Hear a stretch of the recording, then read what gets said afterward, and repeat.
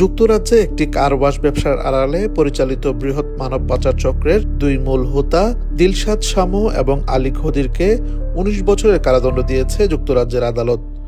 দক্ষিণ ওয়েলসের কায়েরফিলি এলাকায় একটি বৈধ কারওয়াশ ব্যবসার আড়ালে তারা এই চক্র পরিচালনা করতেন। তদন্তকারীদের মতে তারা প্রায় ২ বছর ধরে প্রতি সপ্তাহে প্রায় ১০০ জন অভিবাসীকে ইউরোপে পাচারের ব্যবস্থা করতেন।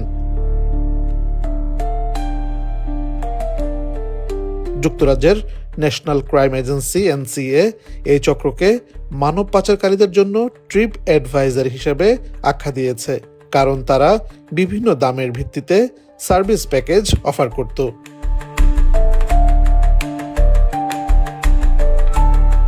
কার্ডিফ ক্রাউন কোর্টে সাজা ঘোষণার সময় বিচারক বলেন, এই দুইজন একটি জটিল ও সফল অপরাধ চক্রের নেতৃত্বের ভূমিকা পালন করেছেন।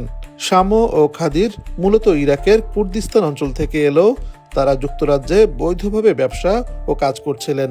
এনএসসির নজরে আসার পর গোপন তদন্তকারী ও নজরদারি কর্মকর্তারা তাদের বিরুদ্ধে শত শত ঘণ্টার প্রমাণ সংগ্রহ করেন।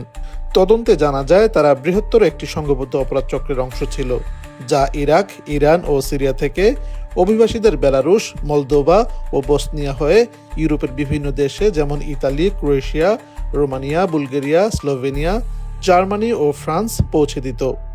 এই পাচার কার্যক্রমে অর্থ লেনদেনের জন্য তারা মধ্যপ্রাচ্য ভিত্তিক অনানুষ্ঠানিক ব্যবস্থা হাওয়ালা ব্যাংকিং ব্যবহার করত। অভিযুক্তরা বিচার চলাকালীন এক পর্যায়ে দোষ স্বীকার করেন, যার পরিপ্রেক্ষিতে আদালতে তাদের এই সাজা প্রদান করে। চয়ন সামি, NTV ইউরোপ নিউজ।